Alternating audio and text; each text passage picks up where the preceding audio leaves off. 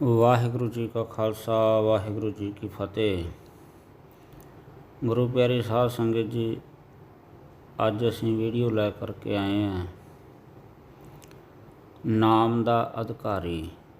ਨਾਮ ਦਾ ਅਧਿਕਾਰੀ ਕੌਣ ਹੈ, ਨਾਮ ਦੇ ਅਧਿਕਾਰੀ ਦੇ ਲੱਛਣ, ਵੈਰਾਗ ਕੀ ਹੈ, ਵਿਵੇਕ ਕੀ ਹੈ, ਖੱਟ ਸੰਪਤੀ ਕੀ ਹੈ ਅਤੇ ਮੋਖ ਇੱਛਾ ਕੀ ਹੈ।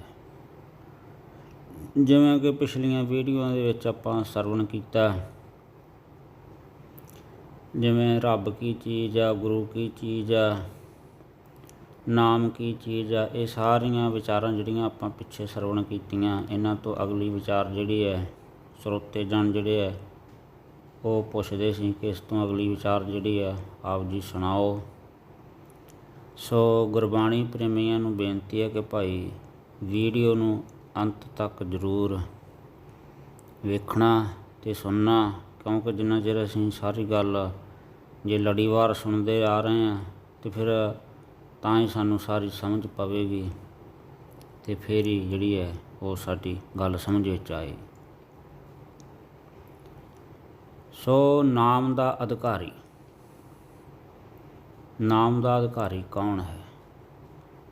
ਨਾਮ ਦੇ ਅਧਿਕਾਰੀ ਦੇ ਵਿੱਚ ਸਾਧ ਸੰਗਤ ਜੀ ਚਾਰ ਜਿਹੜੇ ਵੱਡੇ ਜਿਹੜੇ ਗੁਣ ਆ ਉਹ ਚਾਹੀਦੇ ਆ, ਜਿਨ੍ਹਾਂ ਦੇ ਵਿੱਚੋਂ ਸਭ ਤੋਂ ਜਿਹੜਾ ਪਹਿਲਾ ਗੁਣ ਹੈ ਉਹ ਹੈ ਵੈਰਾਗ, ਅਤੇ ਉਸ ਤੋਂ ਜਿਹੜਾ ਦੂਜਾ ਗੁਣ ਹੈ ਉਹ ਹੈ ਵਿਵੇਕ ਜਾਂ ਵਿਵੇਕ ਕਹਿ ਲਓ, ਇੱਕ ਹੀ ਗੱਲ ਹੈ, ਦੋਵੇਂ ਸ਼ਬਦ ਵਰਤੇ ਜਾਂਦੇ ਵਿਵੇਕ ਵਾਸਤੇ ਅਤੇ ਵਿਵੇਕ ਵਾਸਤੇ, ਹੋਰ ਵੀ ਇਹਨਾਂ ਦੇ ਕਈ ਅਰਥ ਨੇ। ਸੋ ਇਸ ਤੋਂ ਅਗਲੀ ਚੀਜ਼, ਤੀਜੀ ਚੀਜ਼ ਜਿਹੜੀ ਹੈ ਉਹ ਹੈ ਖੱਟ ਸੰਪਤੀ, ਅਤੇ ਚੌਥੀ ਹੈ ਮੋਖ ਇੱਛਾ।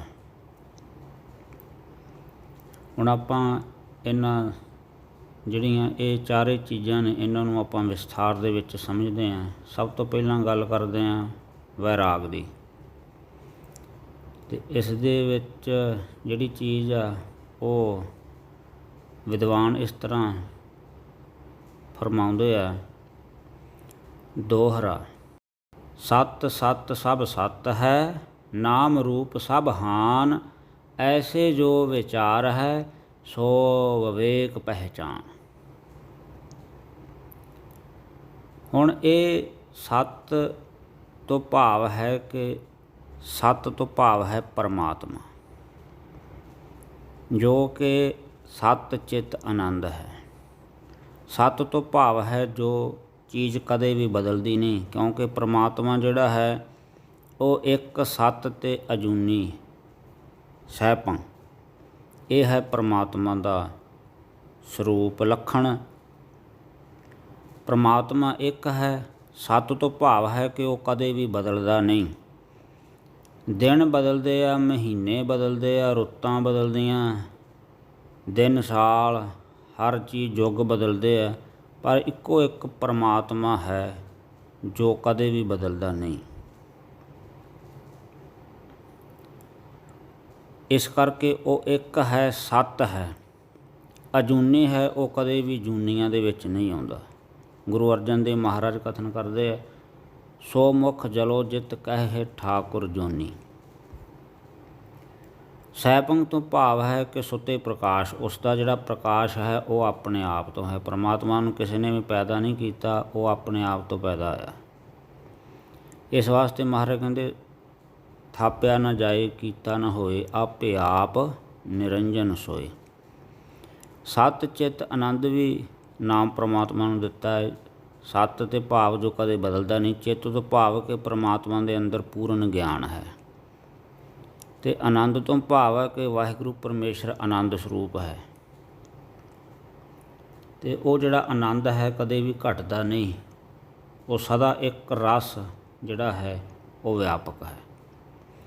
ਇਸ ਕਰਕੇ ਸਤ ਸਤ ਸਭ ਸਤ ਹੈ, ਨਾਮ ਰੂਪ ਸਭ ਹਾਨ, ਐਸੇ ਜੋ ਵਿਚਾਰ ਹੈ ਸੋ ਵਿਵੇਕ ਪਹਿਚਾਨ।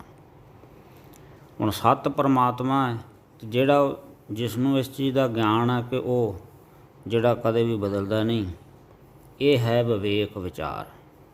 दोहरा सब साधन को मूल ਜੋ ਸੋ ਵਿਵੇਕ ਪਵ ਮਾਹੇ ਮੂਲ ਜਹਾਂ ਤਹ ਕਾਂਡ ਹੈ ਜਾਂ ਮੈਂ ਸੰਸਾ ਨਾਹੀ। ਜਿੱਥੇ ਵਿਵੇਕ ਆ ਜਾਵੇ ਉੱਥੇ ਜਿਹੜਾ ਹੈ ਵੈਰਾਗ ਵੀ ਆ ਜਾਂਦਾ ਅਤੇ ਖੱਟ ਸੰਪਤੀ ਮੋਖ ਇੱਛਾ ਇਹ ਜਿਹੜੇ ਤਿੰਨੇ ਗੁਣ ਹੈ ਉਸ ਅਧਿਕਾਰੀ ਦੇ ਵਿੱਚ ਆਪਣੇ ਆਪ ਆ ਜਾਂਦੇ। ਕਿਉਂਕਿ ਜਦੋਂ ਵੀ ਕੋਈ ਸਾਧਨ ਕਰਦਾ ਹੈ ਅਤੇ ਸਾਧਨ ਕਰਨ ਤੋਂ ਬਾਅਦ ਜਾਂ ਮੈਂ ਸੰਸਾ ਨਾ ਹੈ, ਫਿਰ ਉਹਦੇ ਅੰਦਰ ਜਿਹੜਾ ਕੋਈ ਵੀ ਇਹ ਕਿਸੇ ਵੀ ਪ੍ਰਕਾਰ ਦਾ ਸੰਸਾ ਜਿਹੜਾ ਹੈ ਉਹ ਰਹਿੰਦਾ ਨਹੀਂ। ਕਿਉਂਕਿ ਸਾਰੇ ਸਾਧਨਾਂ ਦਾ ਮੂਲ ਜਿਹੜਾ ਹੈ ਉਹ ਵਿਵੇਕ ਆ, ਜਾਂ ਕਹਿ ਲਓ ਹੋਰ ਇਹਦਾ ਸਰਲ ਆਪਾਂ ਅਰਥ ਕਰੀਏ ਤਾਂ ਗਿਆਨ ਵੀ ਕਹਿ ਸਕਦੇ, ਜਾਂ ਇੰਝ ਕਹਿ ਲਓ ਵੀ ਉੱਚ ਦਰਜੇ ਦਾ ਗਿਆਨ। ਜਿੱਥੇ ਵਿਵੇਕ ਆ ਜਾਵੇ, ਜਿਵੇਂ ਗੁਰੂ ਸਾਹਿਬ ਕਥਨ ਕਰਦੇ ਪ੍ਰਭ ਦੀਜੈ ਬੁੱਧ ਵਿਵੇਕਾ, ਹਰ ਪਰਿਓ ਸੁਆਮੀ ਕੇ ਦੁਆਰੇ ਦੀਜੈ ਬੁੱਧ ਵਿਵੇਕਾ। ਹੁਣ ਵਿਵੇਕ ਜਿਹੜੀ ਬੁੱਧੀ ਹੈ ਜਿਹਨੂੰ ਪ੍ਰਾਪਤ ਹੁੰਦੀ ਹੈ, ਵਿਵੇਕ ਗਿਆਨ ਜਿਹਨੂੰ ਪ੍ਰਾਪਤ ਹੁੰਦਾ ਹੈ, ਅਤੇ ਉਹਦੇ ਵਿੱਚ ਫਿਰ ਜਿਹੜਾ ਹੈ ਇਹ ਵਿਰਾਗ ਵੀ ਆ ਜਾਂਦਾ, ਖੱਟ ਸੰਪਤੀ ਵੀ ਆ ਜਾਂਦੀ ਅਤੇ ਮੋਖ ਇੱਛਾ ਵੀ ਆ ਜਾਂਦੀ। ਅਤੇ ਜਿਵੇਂ ਭਗਤ ਕਬੀਰ ਸਾਹਿਬ ਜੀ ਕਥਨ ਕਰਦੇ ਆ, ਨਾ ਮੈਂ ਜੋਗ ਨ ਧਿਆਨ ਚਿੱਤ ਲਾਇਆ ਬਿਨ ਬੈਰਾਗ ਨ ਛੂਟ ਸਮਾਇਆ। ਇਹ ਵਿਰਾਗ ਤੋਂ ਬਿਨਾਂ ਜਿਹੜਾ ਹੈ ਪਰਮਾਤਮਾ ਦਾ ਗਿਆਨ ਪੈਦਾ ਨਹੀਂ ਹੁੰਦਾ ਅਤੇ ਨਾ ਹੀ ਉਹਦੀ ਪ੍ਰਾਪਤੀ ਹੁੰਦੀ ਹੈ। ਇਸ ਕਰਕੇ ਪਾਤਸ਼ਾਹ ਜੀ ਕਥਨ ਕਰਦੇ ਆ, ਕਹੋ ਨਾਨਕ ਜਿਸ ਮਸਤਕ ਭਾਗ ਗੁਰ ਕੀ ਬਾਣੀ ਸਹਿਜ ਬੈਰਾਗ। ਜਿਹੜਾ ਬੰਦਾ ਵੀ ਨਾਮ ਦੇ ਨਾਲ ਜੁੜਦਾ ਜਾਂ ਗੁਰਬਾਣੀ ਨਾਲ ਜੁੜਦਾ ਹੈ ਅਤੇ ਉਹਦੇ ਅੰਦਰ ਫਿਰ ਜਿਹੜੇ ਇਹ ਗੁਣ ਨੇ ਇਹ ਨਾਮ ਤੋਂ ਹੀ ਆਪਣੇ ਆਪ ਪੈਦਾ ਹੋਣੇ ਸ਼ੁਰੂ ਹੋ ਜਾਂਦੇ ਆ, ਅਤੇ ਉਹਦੇ ਅੰਦਰ ਆਪਣੇ ਆਪ ਹੀ ਜਿਹੜੇ ਅਧਿਕਾਰੀ ਵਾਲੇ ਗੁਣ ਵੀ ਪੈਦਾ ਹੋ ਜਾਂਦੇ ਆ, ਅਤੇ ਉਹਨਾਂ ਗੁਣਾਂ ਨੂੰ ਧਾਰ ਕੇ ਬੰਦਾ ਜਿਹੜਾ ਹੈ ਉਹ ਪ੍ਰਾਪਤੀ ਕਰ ਲੈਂਦਾ ਹੈ। ਵੈਰਾਗ ਤੋਂ ਭਾਵ ਆ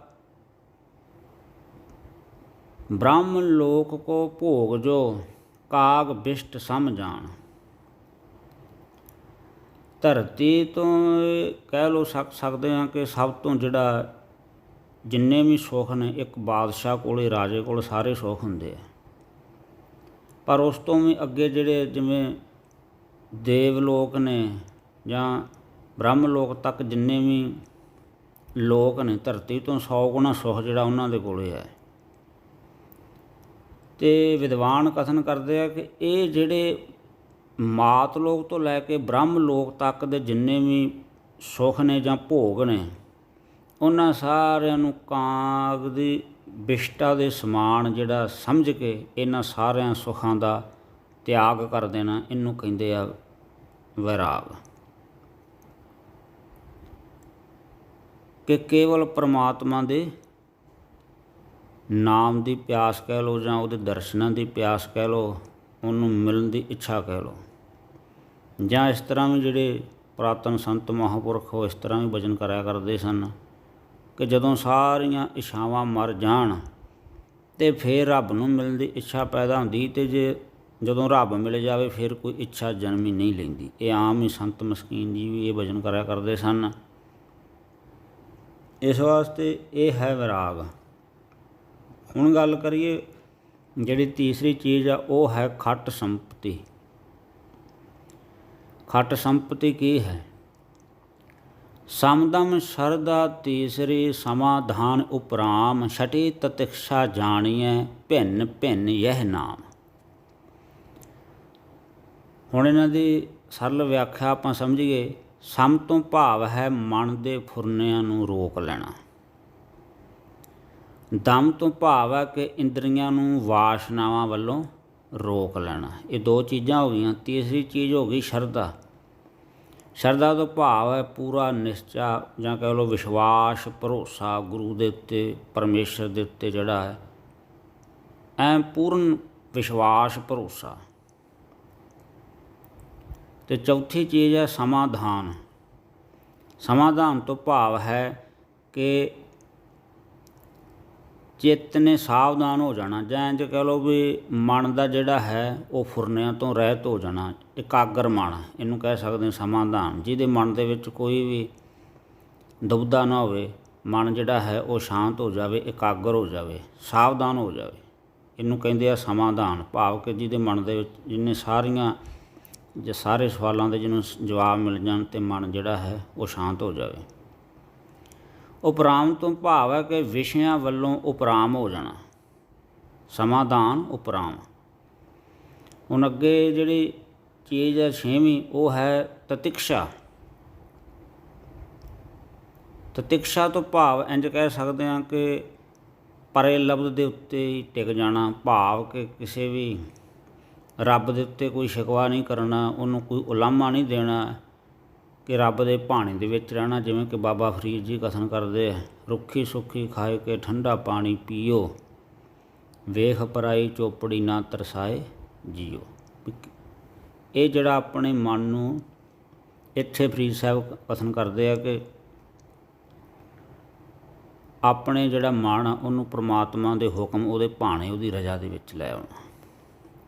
ਆਗਿਆ ਮੈਂ ਭੂਖ ਸੋਈ ਘਰ ਸੂਖਾ। ਹੁਣ ਚੌਥੀ ਜਿਹੜੀ ਚੀਜ਼ ਹੈ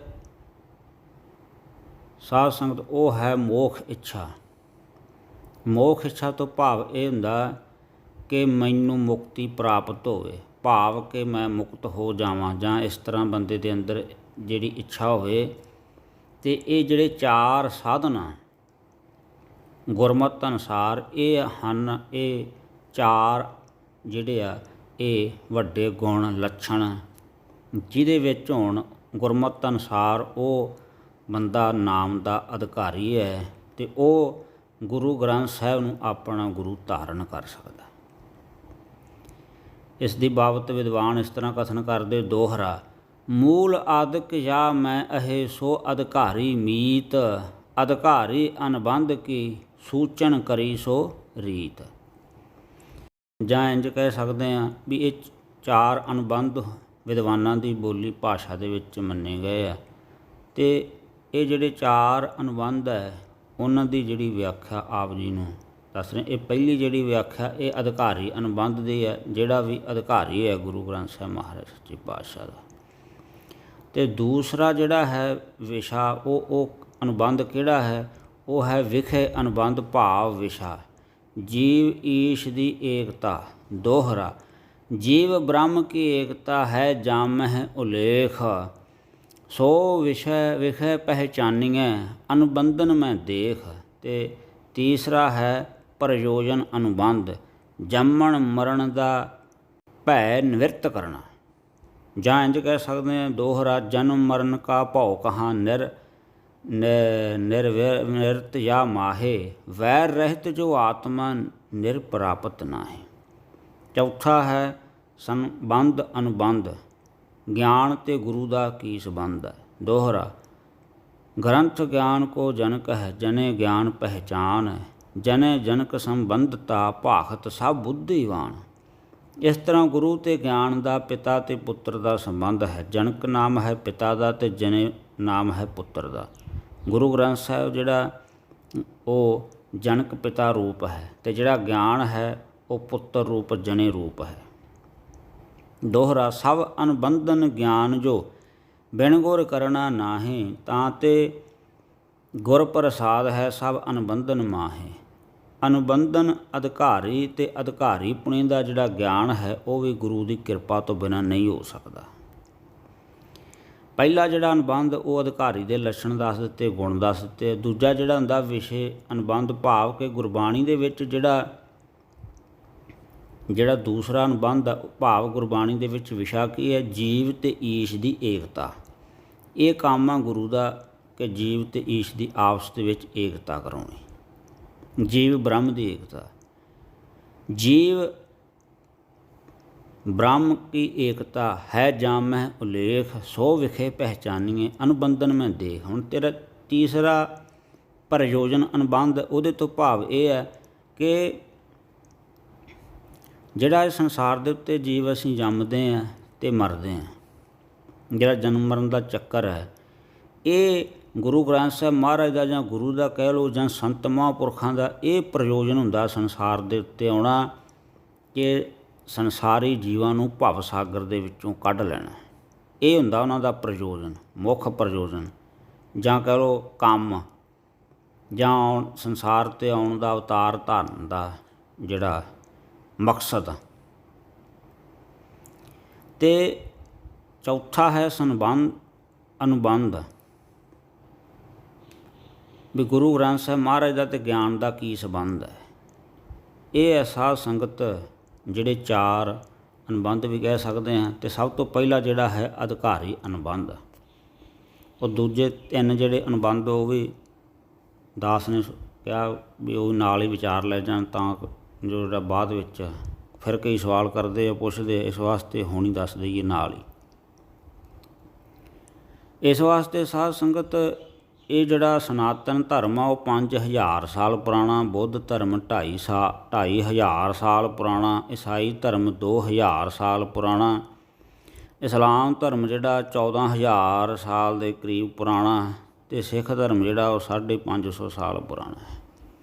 ਹਰ ਧਰਮ ਦੀ ਆਪਣੀ ਮਰਿਆਦਾ ਹੈ, ਅਤੇ ਅਸੀਂ ਕੇਵਲ ਜਿਹੜੀ ਹੈ ਉਹ ਗੁਰਬਾਣੀ ਦੀ ਗੱਲ ਕਰ ਰਹੇ ਹਾਂ ਕਿ ਗੁਰਮਤਿ ਅਨੁਸਾਰ ਜਿਹੜਾ ਹੈ ਉਹ ਗੁਰੂ ਗ੍ਰੰਥ ਸਾਹਿਬ ਮਹਾਰਾਜ ਦਾ ਅਸਲੀ ਅਧਿਕਾਰੀ ਕੌਣ ਹੈ।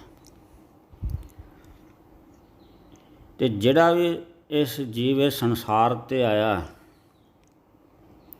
ਅਤੇ ਜੇਕਰ ਉਹ ਪਰਮਾਤਮਾ ਨੂੰ ਮਿਲਣਾ ਚਾਹੁੰਦਾ ਹੈ, ਉਹ ਭਾਵੇਂ ਕਿਸੇ ਵੀ ਧਰਮ ਦਾ ਹੋਵੇ, ਪਰ ਆਹ ਜਿਹੜੇ 4 ਗੁਣ ਅਤੇ 4 ਲੱਛਣ ਗੁਰੂ ਸਾਹਿਬ ਜਿਹੜੇ ਦੱਸਦੇ ਆ, ਇਹ ਅਧਿਕਾਰੀ ਦੇ ਵਿੱਚ ਹੋਣੇ ਚਾਹੀਦੇ। ਜਗਿਆਸੂ ਦੇ, ਜਗਿਆਸਾ ਰੱਖਦਾ ਕਿ ਉਹ ਮੈਂ ਮੁਕਤ ਹੋ ਜਾਵਾਂ, ਪਰਮਾਤਮਾ ਨੂੰ ਮਿਲ ਲਵਾਂ। ਅਤੇ ਗੁਰਬਾਣੀ ਵਿੱਚ ਮਹਾਰਾਜ ਕਥਨ ਕਰਦੇ ਆ, ਵਿਣ ਗੁਣ ਕੀਤੇ ਭਗਤ ਨਾ ਹੋਏ,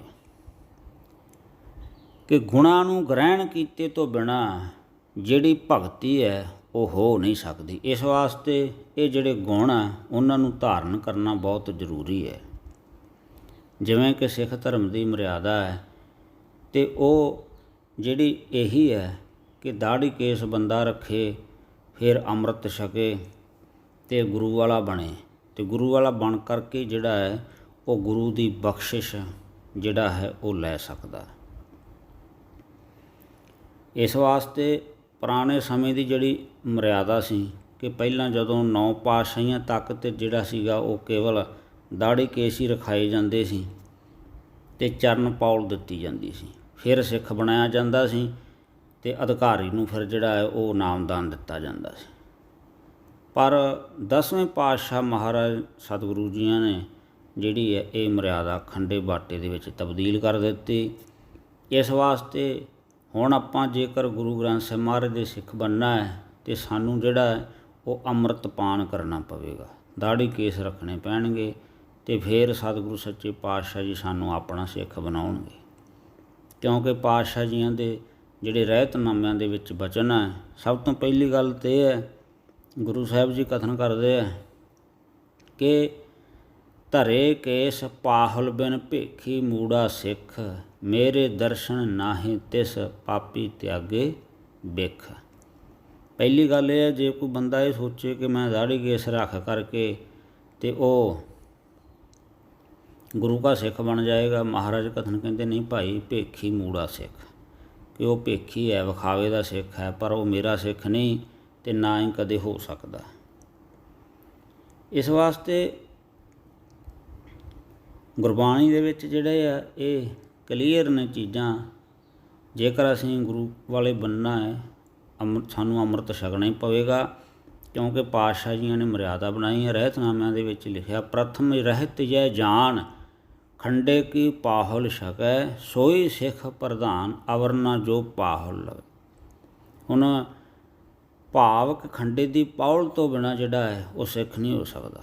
ਪੀਵੋ ਪਾਹੁਲ ਖੰਡੇ ਧਾਰ ਹੋਏ ਜਨਮ ਸਹੇਲਾ। ਇਹ ਜਿਹੜਾ ਖੰਡੇ ਬਾਟੇ ਦਾ ਅੰਮ੍ਰਿਤ ਗੁਰੂ ਸਾਹਿਬ ਨੇ ਬਣਾਇਆ, ਇਹ ਬਹੁਤ ਜ਼ਰੂਰੀ ਹੈ। ਇਹ ਕੇਵਲ ਸਿੱਖ ਵਾਸਤੇ ਹੈ ਜਿਹਨੇ ਗੁਰੂ ਕਾ ਸਿੱਖ ਸਜਣਾ ਹੈ। ਬਾਕੀ ਜਿਹੜੀ ਹੋਰ ਜਿੰਨੇ ਵੀ ਧਰਮ ਨੇ ਉਹਨਾਂ ਦੇ ਵਿੱਚ ਆਪੋ ਆਪਣੀ ਮਰਿਆਦਾ ਹੈ, ਕਿਉਂਕਿ ਗੁਰਬਾਣੀ ਦੇ ਵਿੱਚ ਹੀ ਮਹਾਰਾਜ ਨੇ ਕਥਨ ਕੀਤਾ, ਪੰਚ ਪ੍ਰਵਾਨ ਪੰਚ ਪ੍ਰਧਾਨ, ਪੰਚੇ ਪਾਵਹਿ ਦਰਗਹਿ ਮਾਨ, ਪੰਚੈ ਸੋਹਿ ਦਰ ਰਾਜਾਨ, ਪੰਚਾਂ ਕਾ ਗੁਰ ਏਕ ਧਿਆਨ। ਇਹਦੇ ਵਿੱਚ ਮਹਾਰਾਜ ਕਥਨ ਕਰਦੇ ਆ ਕਿ ਜਿਹੜੀ 5 ਤੱਤਾਂ ਤੋਂ ਲੈ ਕੇ ਇਹ ਜਿਹੜੀ ਸ੍ਰਿਸ਼ਟੀ ਦੀ ਰਚਨਾ ਕੀਤੀ ਹੈ ਪਰਮਾਤਮਾ ਨੇ। ਅੱਗੇ ਜਿਹੜੇ 5 ਤੋਂ 25 ਪ੍ਰਕਿਰਤੀਆਂ ਤਿਆਰ ਹੋਈਆਂ ਅਤੇ ਇਹ ਜਿੰਨੇ ਵੀ ਕਹਿ ਸਕਦੇ ਹਾਂ ਕਿ ਵਿਸ਼ੇ ਵਿਕਾਰ, 5 ਵਿਸ਼ੇ ਵਿਕਾਰ ਕਹਿ ਲਓ। ਇਸੇ ਤਰ੍ਹਾਂ ਜਿਹੜੇ 5 ਜਿਹੜੇ ਆ ਉਹ ਕਲੇਸ਼ ਆ। ਇਹਨਾਂ ਸਾਰੀਆਂ ਜਿਹੜੀਆਂ ਚੀਜ਼ਾਂ ਨੇ, ਭਾਵ ਕਿ ਜਿਹੜਾ ਇਹਨਾਂ 5 ਨੂੰ ਜਿਨ ਜੀਤੇ 5 ਵਿਕਾਰ, ਜਿਨ੍ਹਾਂ ਨੇ ਇਹ 5 ਵਿਕਾਰਾਂ ਨੂੰ ਜਿੱਤ ਲਿਆ ਹੈ ਅਤੇ ਉਹ 5 ਜਨ, ਭਾਵ ਉਹ ਸੰਤ ਜਨ, 5 ਤੋਂ ਭਾਵ ਹੈ ਸੰਤ ਜਨ ਜਾਂ 5 ਪਿਆਰੇ। ਉਹ ਸੰਤ ਜਨ ਜਿਹੜੇ ਆਪਣੇ ਵਿਕਾਰਾਂ ਨੂੰ ਮਾਰ ਕੇ ਪ੍ਰਮਾਤਮਾ ਦੇ ਵਿੱਚ ਅਭੇਦ ਹੋ ਗਏ ਹੈ, ਜਾਂ ਤਾਂ ਸਾਧ ਸੰਗਤ ਉਹ ਨਾਮਦਾਨ ਦੇ ਸਕਦਾ ਅਤੇ ਜਾਂ ਫਿਰ 5 ਪਿਆਰੇ ਦੇ ਸਕਦੇ। ਗੁਰਮਤਿ ਦੇ ਵਿੱਚ 5 ਪਿਆਰੇ ਹੈ ਕਿ ਹੋਰਨਾਂ ਧਰਮਾਂ ਦੇ ਵਿੱਚ ਜਿੰਨੇ ਵੀ ਆ ਉਹਨਾਂ ਦੇ ਵਿੱਚ ਜਿਹੜੇ ਆ ਉਹ ਸੰਤ ਮਹਾਂਪੁਰਖ ਆ ਜਿਨ੍ਹਾਂ ਨੇ ਵਿਕਾਰਾਂ ਨੂੰ ਜਿੱਤ ਲਿਆ, ਉਹ ਨਾਮਦਾਨ ਦੇ ਸਕਦੇ ਹੈ। ਇਸ ਵਾਸਤੇ ਸਾਧ ਸੰਗਤ ਇਹ ਹਨ ਅਧਿਕਾਰੀ ਦੇ ਲੱਛਣ। ਸੋ ਲੜੀਵਾਰ ਜਿਹੜੀ ਇਹ ਵਿਚਾਰ ਸੀ ਚੱਲ ਰਹੀ ਸੀ, ਸੋ ਸਿੰਘ ਬੜੇ ਦਿਨਾਂ ਦੇ ਕਹਿ ਰਹੇ ਸੀ ਕਿ ਇਸ ਦੀ ਜਿਹੜੀ ਵਿਚਾਰ ਹੈ ਉਹ ਸਾਨੂੰ ਸਰਵਣ ਕਰਾਓ, ਪਰ ਸਮਾਂ ਨਾ ਹੋਣ ਕਰਕੇ ਇਹ ਵਿਚਾਰ ਨਾ ਹੋ ਸਕੀ। ਇਸ ਵਾਸਤੇ ਥੋੜ੍ਹਾ ਸਮਾਂ ਲੱਗ ਗਿਆ, ਕਿਉਂਕਿ ਵਿੱਚ ਜਿਹੜੇ ਕਈ ਫਿਰ ਲਾਈਵ ਪ੍ਰੋਗਰਾਮ ਆ ਜਾਂਦੇ, ਆਉਣ ਕਰਕੇ ਫਿਰ ਸਾਡੇ ਤੋਂ ਜਿਹੜੀ ਹੈ ਉਹ ਰਿਕਾਰਡਿੰਗ ਨਹੀਂ ਹੁੰਦੀ। ਇਸ ਵਾਸਤੇ ਇਹ ਜਿਹੜੀ ਰਿਕਾਰਡਿੰਗ ਕੀਤੀ ਗਈ। ਸੋ ਇਸ ਤੋਂ ਜਿਹੜੀ ਫਿਰ ਅਗਲੀ ਵਿਚਾਰ ਹੈ ਉਹ ਆਪਾਂ ਸਾਰੀਆਂ ਸੰਗਤਾਂ ਦੇ ਨਾਲ ਸਾਂਝੀ ਕਰਾਂਗੇ। ਸੋ ਉਮੀਦ ਕਰਦੇ ਹਾਂ ਕਿ ਇਹ ਜਿਹੜੀ ਵਿਚਾਰ ਹੈ ਆਪ ਜੀ ਦੀ ਸਮਝ ਵਿੱਚ ਆ ਗਈ ਹੋਵੇਗੀ ਕਿ ਨਾਮ ਦਾ ਅਧਿਕਾਰੀ ਕੌਣ ਹੈ ਅਤੇ ਅਧਿਕਾਰੀ ਦੇ ਲੱਛਣ ਕਿਹੜੇ ਹੈ। ਸੋ ਆਪ ਜੀਆਂ ਨੂੰ ਸਰਵਣ ਕਰਵਾ ਦਿੱਤੇ ਹੈ। ਸਭ ਤੋਂ ਜਿਹੜਾ ਪਹਿਲਾ ਹੈ ਉਹ ਹੈ ਵੈਰਾਗ, ਦੂਜਾ ਹੈ ਵਿਵੇਕ, ਤੀਜੀ ਖੱਟ ਸੰਪਤੀ ਅਤੇ ਚੌਥੀ ਮੋਖ ਇੱਛਾ। ਇਹ ਚਾਰੇ ਜਿਹੜੇ ਗੁਣ ਜਿਹੜੇ ਜਿਹਦੇ ਵਿੱਚ ਹੋਣ ਗੁਰੂ ਸਾਹਿਬ ਅਤੇ ਉਹਨੂੰ ਜਿਹੜਾ ਹੈ ਸਾਧ ਸੰਗਤ ਇਹ ਬ੍ਰਹਮ ਗਿਆਨ ਰੂਪੀ ਅੰਮ੍ਰਿਤ ਜਿਹੜਾ ਹੈ ਗੁਰੂ ਸਾਹਿਬ ਉਹਨੂੰ ਬਖਸ਼ਿਸ਼ ਕਰਦੇ ਆ। ਕਿਉਂਕਿ ਅੰਮ੍ਰਿਤ ਵੀ ਜਿਹੜਾ ਹੈ ਜਿਵੇਂ ਕਿ ਇੱਕ ਸੰਸਕਾਰ ਅੰਮ੍ਰਿਤ ਹੈ, ਜੋ ਕਿ ਜਿਹਨੂੰ ਆਪਾਂ ਸਿੱਖਿਆ ਕਹਿ ਸਕਦੇ ਹਾਂ, ਗੁਰਬਾਣੀ ਦੀ ਸਿੱਖਿਆ ਕਹਿ ਲਓ, ਮੱਤ ਕਹਿ ਲਓ। ਅਤੇ ਇੱਕ ਦੂਸਰਾ ਹੈ ਖੰਡੇ ਬਾਟੇ ਦਾ ਅੰਮ੍ਰਿਤ, ਅਤੇ ਤੀਸਰਾ ਹੈ ਸਾਧ ਸੰਗਤ ਜਿਹਨੂੰ ਨਾਮ ਅੰਮ੍ਰਿਤ, ਜਿਹੜਾ ਕਿ 5 ਪਿਆਰਿਆਂ ਤੋਂ ਮਿਲਦਾ, ਜਾਂ ਸੰਤ ਮਹਾਤਮਾ ਜਿਹੜਾ ਅੱਗੇ ਨਾਮਦਾਨ ਦਿੰਦੇ, ਉਹ ਕੋਈ ਵੀ ਹੋ ਸਕਦਾ ਹੈ। ਉਹਨੂੰ ਵਰਣਾਤਮਕ ਨਾਮ ਵੀ ਕਹਿ ਸਕਦੇ ਹਾਂ। ਇਹ ਨਾਮ ਅਤੇ ਅੰਮ੍ਰਿਤ ਕਈ ਪ੍ਰਕਾਰ ਦੇ ਹੈ, ਪਰ ਬ੍ਰਹਮ ਗਿਆਨ ਰੂਪੀ ਅੰਮ੍ਰਿਤ ਜਿਹੜਾ ਹੈ ਉਹ ਉਸ ਨੂੰ ਮਿਲਦਾ ਜਿਹੜਾ ਅਧਿਕਾਰੀ ਹੋਵੇ ਅਤੇ ਜਿਹੜਾ ਗੁਰੂ ਦੀ ਬਾਣੀ ਸਿੱਖਿਆ ਦੇ ਉੱਤੇ ਚੱਲ ਕਰਕੇ ਜਿਹੜਾ ਹੈ ਉਹ ਆਪਣਾ ਜੀਵਨ ਬਤੀਤ ਕਰਦਾ ਹੈ। ਗੁਰੂ ਸਾਹਿਬ ਬ੍ਰਹਮ ਗਿਆਨ ਰੂਪੀ ਅੰਮ੍ਰਿਤ ਉਸੇ ਹੀ ਸਿੱਖ ਨੂੰ ਦਿੰਦੇ ਹੈ, ਅਤੇ ਜਿਹਨੂੰ ਪੀ ਕਰਕੇ ਸਾਧ ਸੰਗਤ ਜੀਵ ਦਾ ਇਸ ਸੰਸਾਰ 'ਤੇ ਆਉਣਾ ਅਤੇ ਜਾਣਾ ਜਿਹੜਾ ਹੈ ਉਹ ਮੁੱਕ ਜਾਂਦਾ। ਉਹ ਦੁਬਾਰਾ ਮਨੁੱਖ ਜਿਹੜਾ ਹੈ ਉਹ ਸੰਸਾਰ 'ਤੇ ਨਹੀਂ ਆਉਂਦਾ, ਉਹ ਪਰਮਾਤਮਾ ਦੇ ਵਿੱਚ ਹੀ ਅਭੇਦ ਹੋ ਜਾਂਦਾ ਹੈ, ਜਿਹੜਾ ਬ੍ਰਹਮ ਗਿਆਨ ਰੂਪੀ ਅੰਮ੍ਰਿਤ ਪੀ ਲੈਂਦਾ ਹੈ। ਅਤੇ ਅਧਿਕਾਰੀ ਤੋਂ ਚੱਲ ਕੇ ਸਭ ਤੋਂ ਪਹਿਲਾਂ ਸਿੱਖ ਬਣ ਕੇ ਫਿਰ ਹੀ ਉਹ ਇਸ ਤੋਂ ਅੱਗੇ ਜਿਹੜਾ ਉਹ ਆਪਣਾ ਸਫ਼ਰ ਤੈਅ ਕਰਦਾ ਆ, ਅਵਸਥਾਵਾਂ ਨੂੰ ਪ੍ਰਾਪਤ ਕਰਦਾ ਆ, ਪਰਮਾਤਮਾ ਨੂੰ ਪ੍ਰਾਪਤ ਕਰਕੇ ਅਤੇ ਉਹਦੇ ਵਿੱਚ ਅਭੇਦ ਹੋ ਜਾਂਦਾ ਹੈ। ਸੋ ਜਿਹੜਾ 5 ਪਿਆਰਿਆਂ ਤੋਂ ਅੰਮ੍ਰਿਤ ਛਕਦਾ ਹੈ ਅਤੇ 5 ਕਕਾਰਾਂ ਦੀ ਰਹਿਤ ਰੱਖਦਾ ਹੈ, 4 ਵਜ੍ਰਕ ਰਹਿਤਾਂ ਤੋਂ ਬਚਦਾ ਹੈ, ਜਿਵੇਂ ਕਿ ਗੁਰਮਤਿ ਦੇ ਅਸੂਲ ਹੈ, ਉਹਨਾਂ ਅਸੂਲਾਂ 'ਤੇ ਚੱਲ ਕਰਕੇ ਸਾਧ ਸੰਗਤ, ਕਿਉਂਕਿ ਬੰਦ ਖਲਾਸੀ ਭਾਣੇ ਹੋਏ, ਗੁਰੂ ਦੇ ਭਾਣੇ ਦੇ ਵਿੱਚ ਜਦੋਂ ਚੱਲਦਾ, ਕਿਉਂਕਿ ਮਹਾਰਾਜ ਦਾ ਹੁਕਮ ਹੈ, ਹੁਕਮ ਰਜਾਈ ਚੱਲਣਾ ਨਾਨਕ ਲਿਖਿਆ ਨਾਲ। ਜਿਹੜਾ ਉਹਦੀ ਰਜਾ ਦੇ ਵਿੱਚ ਤੁਰਦਾ ਹੈ ਉਹੀ ਸਾਧ ਸੰਗਤ ਏਕਤਾ ਦੇ ਘਰ ਵਿੱਚ ਆਉਂਦਾ ਹੈ, ਅਤੇ ਉਹੀ ਪਰਮਾਤਮਾ ਦੇ ਨਾਲ ਅਭੇਦ ਹੁੰਦਾ ਹੈ। ਜਿਹੜਾ ਔਗੁਣਾਂ ਦਾ ਤਿਆਗ ਕਰਦਾ ਹੈ ਅਤੇ ਗੁਣਾਂ ਨੂੰ ਗ੍ਰਹਿਣ ਕਰਦਾ ਹੈ। ਸੋ ਸਤਿਗੁਰੂ ਸੱਚੇ ਪਾਤਸ਼ਾਹ ਜੀ ਕਿਰਪਾ ਕਰਨ ਤਾਂ ਜੋ ਸਾਨੂੰ ਵੀ ਅਧਿਕਾਰੀ ਅਤੇ ਅਧਿਕਾਰੀਪੁਣੀ ਦਾ ਜਿਹੜਾ ਗਿਆਨ ਹੈ ਉਹ ਕਰਵਾਉਣ, ਅਤੇ ਸਾਨੂੰ ਜਿਹੜਾ ਹੈ ਸਤਿਗੁਰੂ ਸੱਚੇ ਪਾਤਸ਼ਾਹ ਜੀ ਨਾਮ ਦੇ ਨਾਲ ਜੋੜਨ। ਅਰਦਾਸਾਂ ਬੇਨਤੀਆਂ ਕਰਿਆ ਕਰੀਏ ਹਰ ਰੋਜ਼ ਹੀ, ਕਿਉਂਕਿ ਭਗਤ ਕਬੀਰ ਸਾਹਿਬ ਕਥਨ ਕਰਤੇ, ਕਬੀਰ ਕੇ ਸੋ ਕੂਕੀਏ ਨਾ ਸੋਈਏ ਆਸਾਰ, ਰਾਤ ਦਿਵਸ ਕੈ ਕੂਕਣੇ ਕਬਹੂ ਕੈ ਸੁਣੇ ਪੁਕਾਰ। ਬੇਨਤੀਆਂ ਕਰਿਆ ਕਰੀਏ ਸੱਚੇ ਪਾਤਸ਼ਾਹ ਜੀ ਕਿਰਪਾ ਕਰੋ। ਸਾ ਮਤ ਦੀਜੈ ਜਿਤ ਤੁਧ ਧਿਆਈ, सा बुद्ध दीजै जित तू विसरै नाही। ਇਹ ਬੇਨਤੀਆਂ ਕਰਿਆ ਕਰੀਏ ਅਤੇ ਇਹ ਮੰਗ ਮੰਗਿਆ ਕਰੀਏ, ਸੱਚੇ ਪਾਤਸ਼ਾਹ ਜੀ ਕਿਰਪਾ ਕਰੋ, ਵਿਸਰ ਨਾਹੀਂ ਦਾਤਾਰ ਆਪਣਾ ਨਾਮ ਦੇਹੋ, ਗੁਣ ਗਾਵਾਂ ਦਿਨ ਰਾਤ ਨਾਨਕ ਚਾਹੋ ਇਹੋ। ਇਹ ਬੇਨਤੀ ਕਰਿਆ ਕਰੀਏ, ਸੱਚੇ ਪਾਤਸ਼ਾਹ ਜੀ ਸਾਨੂੰ ਨਾਮ ਦੀ ਦਾਤ ਬਖਸ਼ਿਸ਼ ਕਰੋ, ਕਿਉਂਕਿ ਪਾਤਸ਼ਾਹ ਜੀ ਕਥਨ ਕਰਦੇ, ਨਾਮ ਤੁਲ ਕਛ ਅਵਰ ਨ ਹੋਏ, ਨਾਨਕ ਗੁਰਮੁਖ ਨਾਮ ਪਾਵੈ ਜਨ ਕੋਇ। ਇਹ ਵਿਰਲਾ ਕੋਈ ਜਿਹੜਾ ਜੀਵ ਹੈ ਉਹ ਇਸ ਦਾਤ ਨੂੰ ਪ੍ਰਾਪਤ ਕਰਦਾ ਹੈ ਕਿ ਜਿਸ ਨੂੰ ਵੀ ਇਹ ਨਾਮ ਦੀ ਦਾਤ ਪ੍ਰਾਪਤ ਹੋ ਜਾਵੇ, ਸਾਧ ਸੰਗਤ, ਉਹੀ ਪਰਮਾਤਮਾ ਜਿਹੜਾ ਹੈ ਉਹਨੂੰ ਆਪਣੇ ਵਿੱਚ ਅਪੀਤ ਕਰ ਲੈਂਦਾ, ਕਿਉਂਕਿ ਸਭ ਤੋਂ ਵੱਡੀ ਜਿਹੜੀ ਦਾਤ ਹੈ ਉਹ ਨਾਮ ਦੀ ਦਾਤ ਹੀ ਹੈ। ਇਸੇ ਕਰਕੇ ਅਰਦਾਸ ਦੇ ਵਿੱਚ ਵੀ ਆਉਂਦਾ, ਦਾਨਾ ਸਿਰ ਦਾਨ ਨਾਮ ਦਾਨ। ਇਹ ਜਿਹੜਾ ਨਾਮਦਾਨ ਹੈ ਸਭ ਤੋਂ ਵੱਡੀ ਦਾਤ ਹੈ, ਜਿਹਦੇ 'ਤੇ ਗੁਰੂ ਤਰੁੱਠਦਾ ਹੈ, ਕਿਉਂਕਿ ਜਿਹਨੂੰ ਫਿਰ ਨਾਮ ਸਤਿਗੁਰੂ ਜੀ ਦਿੰਦੇ ਹੈ ਉਹਦਾ ਫਿਰ ਜਨਮ ਮਰਨ ਉਹਦਾ ਕੱਟਿਆ ਜਾਂਦਾ, ਉਹਦਾ ਲੇਖੇ ਸਾਰੇ ਪਾੜ ਜਾਂਦੇ ਹੈ, ਉਹ ਬੰਦਾ ਜਿਉਂਦਾ ਹੀ ਮੁਕਤ ਹੋ ਜਾਂਦਾ ਹੈ, ਪਰਮਾਤਮਾ ਦੇ ਵਿੱਚ ਅਭੇਦ ਹੋ ਜਾਂਦਾ ਹੈ। ਅਤੇ ਜਿਹਨੂੰ ਇੱਕ ਵਾਰੀ ਬ੍ਰਹਮ ਗਿਆਨ ਦੀ ਦਾਤ ਮਿਲ ਗਈ, ਕਿਉਂਕਿ ਉਹ ਫਿਰ ਇਸ ਤੋਂ ਅੱਗੇ ਜਾ ਕੇ ਮਿਲਣੀ ਹੈ, ਜਦੋਂ ਬੰਦਾ ਨਾਮ ਦੀ ਕਮਾਈ ਕਰਦਾ ਹੈ ਅਤੇ ਸਤਿਗੁਰੂ ਫਿਰ ਪ੍ਰਸੰਨ ਹੋ ਕੇ ਆਪਣੇ ਸਿੱਖ ਬੱਚੇ ਨੂੰ, ਪੁੱਤਰ ਨੂੰ, ਫਿਰ ਉਹ ਜਿਹੜਾ ਹੈ ਸੇਵਕ ਨੂੰ, ਚੇਲੇ ਨੂੰ ਉਹ ਬ੍ਰਹਮ ਗਿਆਨ ਦੀ ਦਾਤ ਬਖਸ਼ਿਸ਼ ਕਰਦੇ। ਸੋ ਰਹੋ ਵਿਚਾਰ। ਇਸ ਤੋਂ ਅਗਲੀਆਂ ਜਿਹੜੀਆਂ ਵਿਚਾਰਾਂ ਨੇ ਉਹ ਹੁਣ ਆਪਾਂ ਅਗਲੀ ਵੀਡੀਓ ਦੇ ਵਿੱਚ ਸਰਵਣ ਕਰਾਂਗੇ। ਸੋ ਸਾਰੀਆਂ ਸੰਗਤਾਂ ਨੂੰ ਬੇਨਤੀ ਹੈ ਕਿ ਭਾਈ ਜੇਕਰ ਵੀਡੀਓ ਚੰਗੀ ਲੱਗੇ ਤਾਂ ਲਾਈਕ ਅਤੇ ਸ਼ੇਅਰ ਜ਼ਰੂਰ ਕਰਿਆ ਕਰੋ, ਤਾਂ ਜੋ ਹੋਰ ਵੀ ਕਿਸੇ ਦਾ ਭਲਾ ਹੋ ਸਕੇ। ਅਤੇ ਆਉਣ ਵਾਲੀ ਲੇਟੈਸਟ ਨਵੀਂ ਵੀਡੀਓ ਵੇਖਣ ਵਾਸਤੇ ਜਿਨ੍ਹਾਂ ਨੇ ਹਾਲੇ ਤੱਕ ਸਾਡਾ ਚੈਨਲ ਸਬਸਕ੍ਰਾਈਬ ਨਹੀਂ ਕੀਤਾ, ਉਹ ਚੈਨਲ ਨੂੰ ਸਬਸਕ੍ਰਾਈਬ ਕਰ ਲੈਣ, ਤਾਂ ਜੋ ਜਿਹੜੀ ਆਉਣ ਵਾਲੀ ਨਵੀਂ ਵੀਡੀਓ ਆਪ ਜੀ ਤੱਕ ਪਹੁੰਚ ਸਕੇ। ਬਾਕੀ ਕੋਈ ਵੀ ਕਿਸੇ ਦੇ ਮਨ ਦੇ ਵਿੱਚ ਵਿਚਾਰ ਹੋਵੇ ਤਾਂ ਉਹ ਕਮੈਂਟ ਦੇ ਰਾਹੀਂ, ਈਮੇਲ ਦੇ ਰਾਹੀਂ ਸਾਨੂੰ ਭੇਜ ਸਕਦਾ ਹੈ, ਅਤੇ ਗੁਰਮਤਿ ਅਨੁਸਾਰ ਜਿਹੜਾ ਹੈ ਜ਼ਰੂਰ ਉਸ ਦਾ, ਉਹਨਾਂ ਸਵਾਲਾਂ ਦਾ ਜਵਾਬ ਸੰਗਤਾਂ ਨੂੰ ਦਿੱਤਾ ਜਾਵੇਗਾ, ਸਾਂਝਾ ਕੀਤਾ ਜਾਵੇਗਾ। ਸੋ ਰਹੋ ਵਿਚਾਰ। ਮਿਲਦੇ ਹਾਂ ਨਵੀਂ ਵੀਡੀਓ ਦੇ ਨਾਲ। ਸਾਰੇ ਗੱਜ ਕੇ ਬੁਲਾਓ ਫਤਿਹ ਜੀ। ਵਾਹਿਗੁਰੂ ਜੀ ਕਾ ਖਾਲਸਾ, ਵਾਹਿਗੁਰੂ ਜੀ ਕੀ ਫਤਿਹ।